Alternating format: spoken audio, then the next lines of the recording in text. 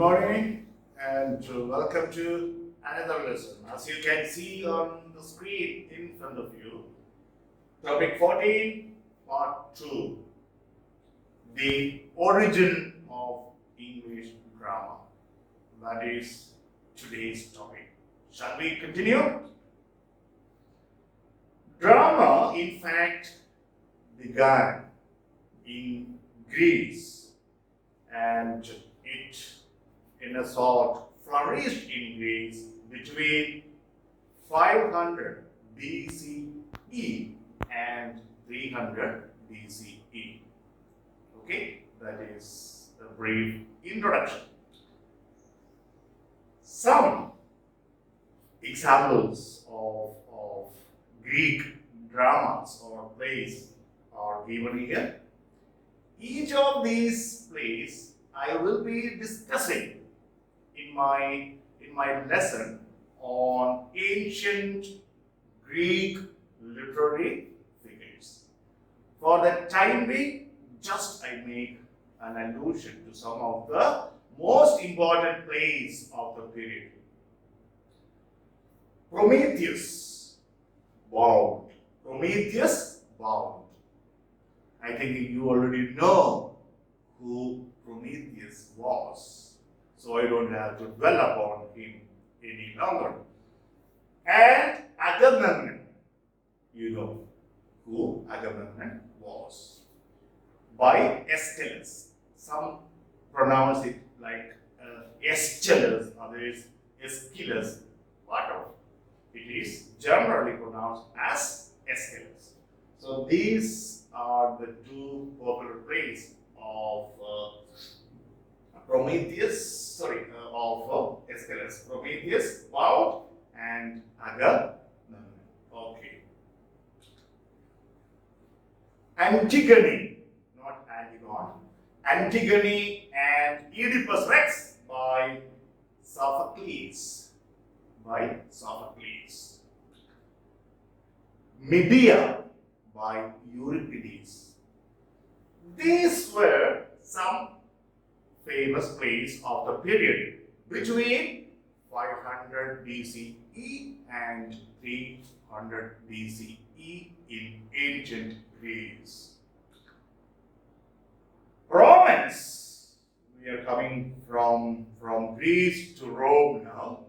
Romans witnessed their first dramatic performance in 364 BCE. Imagine how many years ago. Okay. However, with the fall of Western Roman Empire in 476 CE, that is AD, drama had its own fall. With the fall of Western Roman Empire,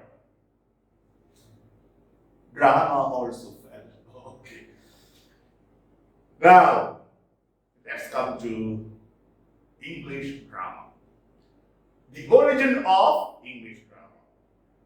English drama was born in the Middle Ages. You know, the period 1066 and 1558, the year when Queen Elizabeth I ascended to the throne of England. Okay. And how did drama begin in England? It all began as part of Christian religion. How the Christian priest or the clergy, were they actors? Were they actors on the stage, or were they helping their faithful? Let's see how. Many scenes from the Bible. You know what the Bible is. It is the sacred book of the Christians, just as Quran is the sacred book of the Muslims, and Bhagavad Gita is the sacred book of the Hindus. Okay, many incidents and events from the Bible were enacted on the vicinity of the church during some festivals like Christmas and Easter, or whenever they celebrate the martyrdom or the birthday of some historical figures like the saints. Okay. So, events from the Bible, incidents from the Bible were taken, enacted on the vicinity of the church, individual churches. Okay. Now, after some time, what happened? These events and incidents from the campus or vicinity of the church were taken out and performed outside. That's how drama gradually evolved. Now, let's look at some kinds of plays that were popular those days. The plays of the Spirit can be divided into three categories according to their themes. From the examination point of view, these are very, very important. Okay. The first category of the plays was known as the morality plays. What are they? They teach the people, the audience, or the readers certain moral virtues. Such plays were known as the morality plays. Okay. They allegorically deal with the life of man. Of course, the life of woman also. And the struggle of mankind against evil, against temptation, and finally, the salvation that comes to these people who valiantly fight against the forces of evil in this world. So the morality plays are generally concerned with this struggle of man against the evil forces. Okay. Some important morality plays that you must remember are Every Man, the most popular among these morality plays is Every Man. That is the title. It's an allegorical play. All the characters represent either some virtues or some evils. Okay. The Pride of Life, the Castle of Perseverance, Mankind and Wisdom. These are the five important morality plays of the Middle Ages. All these plays use central representative human figure. And what is the name? Okay. Either mankind, the central character, the protagonist, he is named mankind. So he represents the entire humanity. Then every man, you and I, all are represented by every man. And another, humanum genus. Another name. Humanum genus. That means a representative of human race. Okay. Second time, I have not discussed these individual morality plays. If you are interested, you can please do your own research. These are all readily available on the net. You can just go to Google and read the summaries of those plays if your curiosity is intrigued. If your curiosity is aroused. Okay.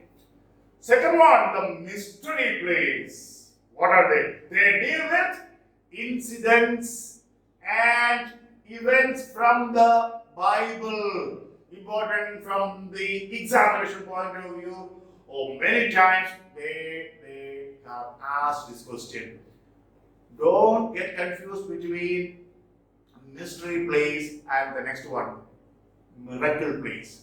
Mystery plays deal with important incidents and events from the Bible. Okay.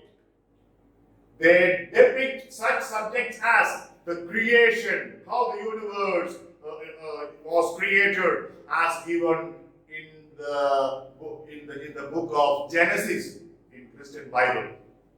Most of you know this. When Adam and Eve, our great grandparents, when the murder of Abel, Cain killed Abel, his own brother. You know that story? If you don't know, please go and read for your enjoyment and information. Then the last judgment, Jesus, according to Christian belief, will come and judge all of us according to the good deeds we have done. And then we go to heaven. Bad deeds to the bottom of the hell. Do you believe in heaven and hell? Okay, let's not discuss any religious beliefs. That's your belief, my belief, her belief, his belief too. Okay.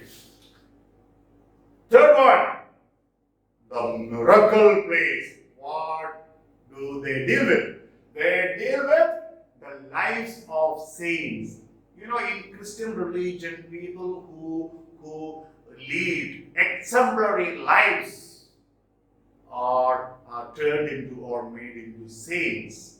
Of course, there are a lot of steps which will have to be fulfilled before that happens. Anyway, a miracle play represents real or fictitious account of the life, miracles, or martyrdom of a person who will become a saint. So, these plays are concerned with the life, the good life, the service done by them, and some of them, of course, those days became martyrs. So, their lives are presented in miracle plays. Okay. Almost all surviving miracle plays revolve around these two great figures. You all are familiar with the first, Virgin Mary, Mother of Jesus Christ, or Saint Nicholas. He was a 4th century bishop of Myra, a place in Asia Minor. That much enough for you now. Both Mary and Nicholas had active cults during the Middle Ages, and belief in the healing powers of saintly relics was widespread. You know, Christians, when some saints die, or people die, and then after many years they are turned into saints, and some after their death, some parts of their body are taken, and like maybe a part of finger or a part of the body, and it is treated as something sacred, and that's known as a relic. And the relics of these saints were so popular those days, and the people of that time believed that these relics had the power to cure them. So these two, Virgin Mary and of course Nicholas, became very famous. Of course, we have no proof of Virgin Mary's relics being used, but many saints. So not only these two, many of other saints were also popular, and their relics were preserved. But these two were the most popular in mystery plays. Okay, in miracle plays. Okay. Interlude. This is the predecessor. Some pronounce like predecessor. Predecessor is American pronunciation, predecessor is British pronunciation. You follow British. This interlude was the immediate predecessor to what we can call modern plays. Plays written by Marlowe, Shakespeare, and Ben Jonson, and all other university wits. We will see them very shortly. Okay. Now, what were these interludes? Interludes were they were not actually fully developed plays when they were started.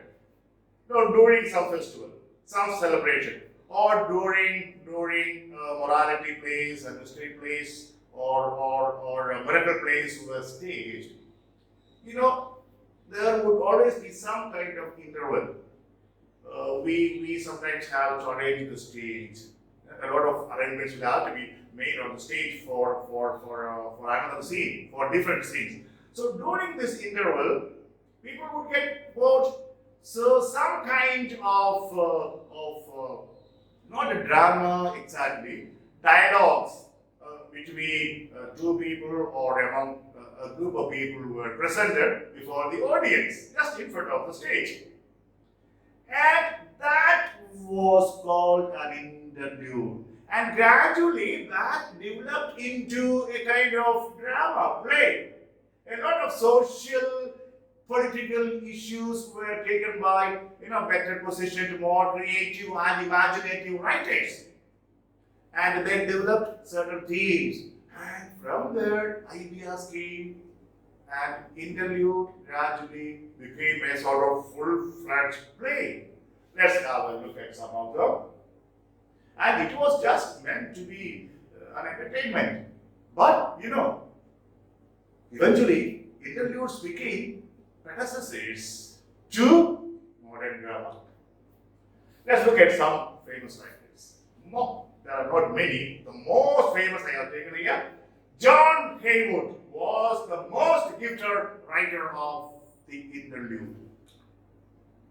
His short dramatic interludes helped what? Put English drama on the road to the fully developed stage comedy of the Elizabethans. Okay? Of the Elizabethans, not Elizabethan, Elizabethans. Okay. He replaced who? Haywood. What plays were popular those days? Morality and miracle and even mystery plays. So he replaced biblical allegory and the instruction of the morality play with a comedy of contemporary personal types that illustrate everyday life and manners. So, slowly and gradually, plays are becoming more and more personal, more and more concerned with day-to-day life. You see the gradual development of the modern plays or dramas. Okay, his interludes are seen as a link between medieval morality plays and the secular dramas of Christopher Marlowe and Shakespeare and others. So a link. What? Interludes were a link between say like the morality plays, the street plays, miracle plays, and the modern plays written by Shakespeare and the team. See interludes as a link. Okay. Haywood's interludes, some of them very quickly. The play of the weather. It describes the chaotic results of Jupiter's attempts to suit the weather according to different people's desires. Oh my God, if a God, by the way, who is Jupiter? Jupiter is the Roman name of the Greek god Zeus, the god of the sky and thunder. So, in this play, Jupiter tries to suit the weather according to the whims and fancies of the people around, different people. You know what comedy would be there? If you're interested, read. The four P's. This is the most famous of John Haywood's interlude. The four P's. And what is P's?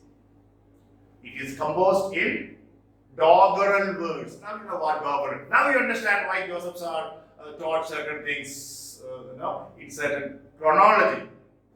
You understand things better. Doggerel means bad words. Let us see.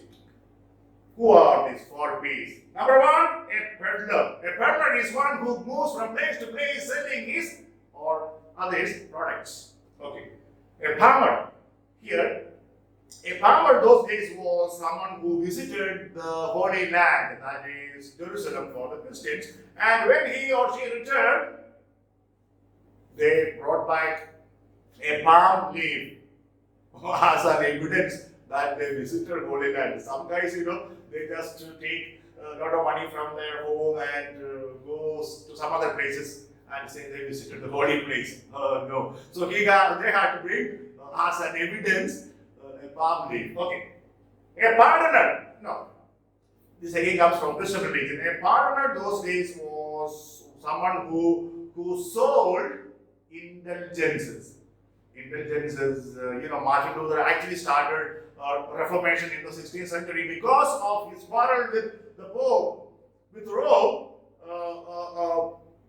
which sanctioned the sale of indulgences. That means if someone paid a certain amount of money, then his or her sins would be forgiven. So a pardoner was someone who was selling indulgences to people and taking money. Oh, okay. Apothecary is actually apothecary. Who is apothecary? Someone who makes medicine and sells medicine. A kind of country doctor. Okay. Now, what is the story? The 4 P's. The story is like this. 3 travelers. First, we meet only 3 travelers. They meet somewhere on the way and they engage into an argument. What is the argument? Who is better at getting into heaven? Tell me, among us, who is better? Who is better at getting into heaven? That was the argument. You would argue your ways. I would argue my ways. She, he, they would all argue in their own way. So the argument was going on among the farmer, the pardoner, and the apothecary. At this time, a peddler comes there. And then he is made the judge. Okay? The other 3 would argue. And they argued and they presented their case, but not very satisfactory. Then the peddler suggested, okay, now the one who would win the argument would become the leader of the group as they continue their journey. Now, the peddler suggested that they would tell the best lies. Wait, is the very best lie? L-I-E.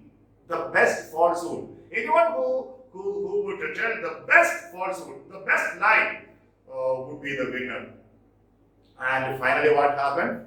The farmer was adjudicated. Judge asked the winner, why? Why? This is the reason. The farmer is adjudicated as the leader of their group because of his lie that in his travels, he was the man who visited Jerusalem almost every year on pilgrimage. And during all his travels, he had never seen a woman out of patience. That means women are so always very patient. They never lose their patience. They never become impatient. That was what he said. And the peddler judged that as the best lie. Okay? So he was made, the farmer was made the leader of the group. But then later on, peddler, the best of these four people became the leader and they continued their journey. This is the story of the 4 P's by John Haywood. The next one, Johann. It has much wit, much bawdry, obscenity, etc. Bawdry, B-A-W-D-R-Y means obscenity. And a lot of wise sayings, aphorisms or epigrams. This play is replete with such things. Okay, what is it? It is the tale of a cuckold. Who is a cuckold? A cuckold is a man whose wife remains unfaithful. That means she cheats on him. So the story, Johann is the name of the protagonist. Johann means in modern English, John. Okay, I have given the exact title as used by John Haywood. Okay, I already told you the story.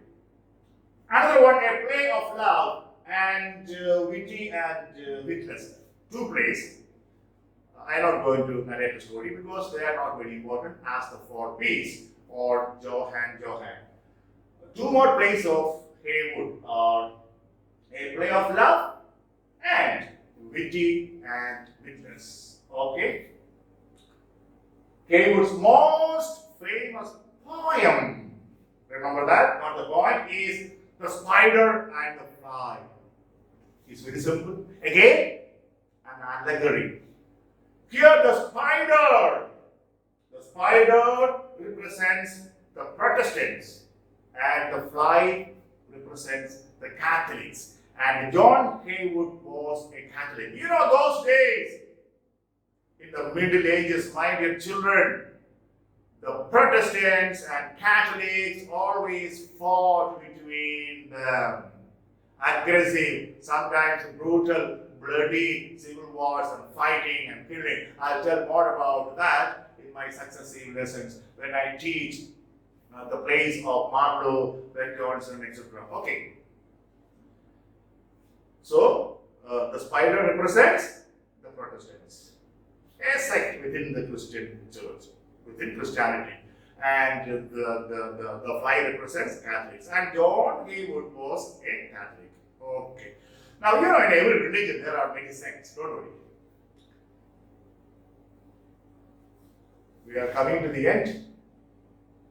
The earliest, so we have already seen morality plays, mystery plays, miracle plays, interviews. Now, the earliest English drama was Ralph Roister, the first comedy in English, not the poem, by Nicholas Udall. Underline, please. Now, the play is derived from the Roman playwright Plautus. Plautus's Milles Gloriosus. Just note the point. In case, what is the source of the first English comedy? Ralph Roister, written by Nicholas Udall. You must know the source. Okay. Now, it's the time. Should I tell you the story? Or you will manage? Okay, 2 minutes. The plot of the play centers on a rich widow known as Christian Custance. Her name is Christian Custance. She is already engaged to a very big merchant or businessman by the name Goyen Goodluck. Who? Custance is betrothed. Okay, now what happens? Sorry. The rest you listen to me. And then Ralph Roister. This is the name of a person. He is in a sort of attracted to Custance. But she is already betrothed. And he had an advisor. Okay? He had an advisor, a money-minded man, a friend who told him, you try to woo Custance. Okay? She is already engaged. Okay, to that businessman. And he tries to woo her but doesn't succeed. And finally what happens? He and his friends, Ralph Roister and his friends, try to kidnap her. One day they go to the house of Custance, but then the maids of Custance drive them out. And they are all caught. In the meantime, her betrothed, that is Goyen Goodluck, arrives. And there is a reconciliation, everything is settled in a comic manner. You know, the first comedy, that could not how much more that what it has. Okay, this is Ralph Roister, a comedy. Okay. The next one, the first tragedy, Gorboduc. And later on, it was named Ferex and Porrex, not the point. From the examination point of view, these two plays are important. Not the summary of the story, but who wrote. What was the first English tragedy? What was the first English comedy? Remember all those things. Written by two people in collaboration, Thomas Norton and Thomas Sackville. Thomas Sackville. Okay. And it was also the earliest tragedy written in blank words. Blank words. Okay. Very quickly, the story. Oh God, I think I'm taking more time. Okay.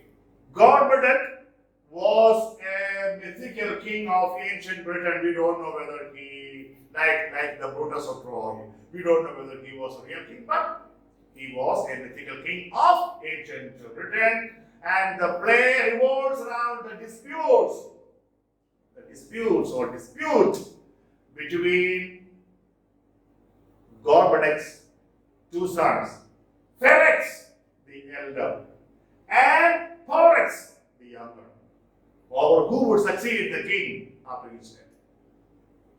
Now, what happened? The Porrex, the younger one, kills the elder one. See, Porrex kills Ferrex. That's the story ending here? No! Then what happens? Their mother, Queen Videna, who favored Ferrex more than Porrex, who favored the elder son more than the younger son, became very angry and wanted to take revenge. What did she do? Oh, she killed her own son, Porrex. Story ended? No! It was not ended. Gorboduc and his queen, Videna, are now murdered by their own people. Because the people were so angry. No? So, now you find they are murdered. Because the subjects are so unhappy with all these tragic events. And then, what happens? At the end of the play, the people elect a new leader and the country continues to be ruled. This is the story in a nutshell of story of Gorboduc. Okay, another name, Ferrex and Porrex. You got an idea, a fair idea. Didn't you? Okay. That's the end of it. Today's quote is from Jane Austen's famous novel Pride and Prejudice. It's an interesting one. It is a truth universally acknowledged that a single man in possession of a good fortune must be in want of a wife. That means a rich man will be always looking for a beautiful wife. This line, look, this has been asked over many years in different entrance examinations and even for NET. Okay, my dear children, this is the end of the lesson. And in my next lesson, we will begin with Elizabethan age. Till then, bye and woke up.